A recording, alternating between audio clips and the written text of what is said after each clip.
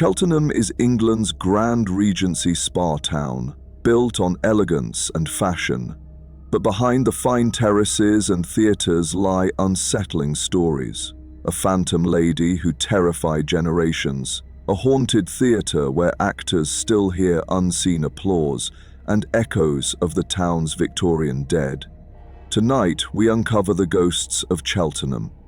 Welcome to Ghosts of the Cotswolds. Cheltenham in Gloucestershire rose to fame in the 18th and 19th centuries as England's most fashionable spa resort. Royalty and aristocrats came to take the waters, and the town became known for its elegant terraces, gardens, and theatres.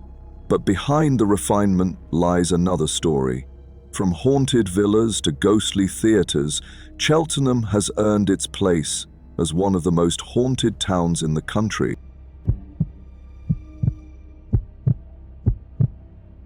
Among all of Cheltenham's ghost stories, none is as famous as the Morton ghost. In the 1880s, the Despard family lived at Morton Villa, Pittville Circus Road. There they experienced repeated apparitions of a tall, thin woman dressed in black with a veil covering her face. Unlike many ghost tales told second-hand, this one was carefully recorded. Multiple members of the family, along with visitors, witnessed the figure over a period of years. The case became one of the most significant in Victorian psychical research. What made the Morton ghost remarkable was not only the number of witnesses, but the consistency of their accounts. The apparition was usually seen in the same areas of the house: the drawing room, the staircase, and the halls. She moved with a gliding step, silent and unnerving, sometimes fading into nothing before the eyes of startled onlookers. The Despard children were so accustomed to her presence that they gave her descriptions without fear, treating the ghost as a strange but undeniable fact of life. The Society for Psychical Research, newly founded in 1882, investigated the case, noting it as one of the clearest and best documented hauntings of the age.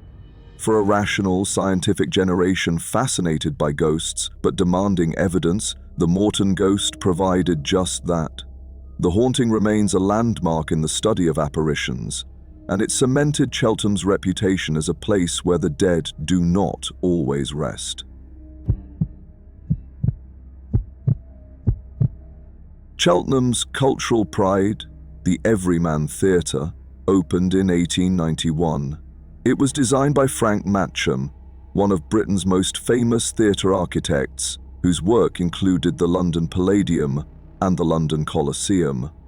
The Everyman's lavish interior, with its gold leaf, cherubs, and ornate plasterwork, made it a jewel of entertainment in the heart of the spa town. But the theatre is also famous for its ghosts. Actors and staff have long reported footsteps echoing in empty corridors, laughter in deserted dressing rooms, and doors opening by unseen hands. One story speaks of a grey figure seated high in the upper circle, a silent spectator who appears when the theatre is closed. Performers on stage have even claimed to hear applause from an empty house, as if audiences of the past still attend. Theatres are places of strong emotion, triumphs, failures, laughter, tears, and many believe such energy leaves its mark. For over a century, the Everyman has been Cheltenham's stage, and it seems the spirits of its past performances are not yet ready to leave. The Pittville Pump Room, completed in 1825, was the grand centrepiece of Joseph Pitt's ambitious plans to transform Cheltenham into Britain's leading spa. The vast domed hall, ringed with ionic columns, became the fashionable place to be seen. Visitors from across the country, including royalty, flocked to drink the mineral waters, believing them to cure ailments ranging from stomach complaints to melancholy. Balls, concerts, and assemblies filled its calendar, and Cheltenham's reputation as a resort town soared. Yet the pump room also holds ghostly tales. Staff speak of sudden cold spots in the hall, whispers drifting near the staircases, and fleeting figures glimpsed under the colonnade at dusk. Visitors attending concerts have felt a hand on their shoulder, only to turn and find no one there. Some believe the building still echoes with the presence of invalids who came in hope of a cure but found none. The pump room reflects both the optimism and the desperation of Cheltenham's spa era. And its ghosts may be reminders of that fragile balance between health and decline. Cheltenham's pubs and inns carry centuries of history, and with them, stories of haunting. The old restoration, dating from 1661, is the oldest licensed pub in the town. Its very name commemorates the return of King Charles II to the throne, a symbol of loyalty in the turbulent years after the Civil War. Within its low-ceilinged rooms and creaking staircases, footsteps are often heard when the pub is empty. Staff closing late at night describe the unsettling sense of being watched from the shadows. Another is the Swan, a historic inn where the ghost of a man is said to move through the cellars.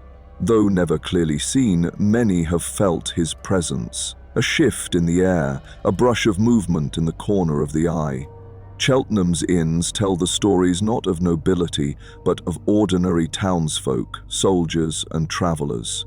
Their ghosts reflect the everyday life of the town, lived in the shadow of its grander Regency façades. Other old coaching inns in the area add further colour to Cheltenham's haunted map, places where weary travellers once paused on the way to London or Bristol, and where some seem never to have checked out. As Cheltenham expanded in the 19th century, so too did the need for burial grounds. Cheltenham Cemetery, opened in 1864, became the resting place for generations of residents. Victorian cemeteries were designed as landscaped parks of the dead, with avenues, monuments, and chapels, reflecting a culture that made mourning a public and elaborate ritual. In such settings, ghost stories were inevitable. Visitors to Cheltenham Cemetery have reported figures moving among the gravestones at dusk, vanishing when approached. Others tell of phantom funeral processions, mourners in black drifting silently down the paths, only to dissolve into the night air. Local churchyards are home to similar tales. Voices on the wind, shadows by the lich gates, and strange lights flickering among the stones. Victorian attitudes to death were steeped in ritual, mourning clothes, long funerals, and elaborate memorials. Yet grief often found other, stranger expressions. In Cheltenham, as in many English towns, the cemetery became not just a place of remembrance, but of haunting. Every headstone marks not only a life lived, but, perhaps, a story unfinished.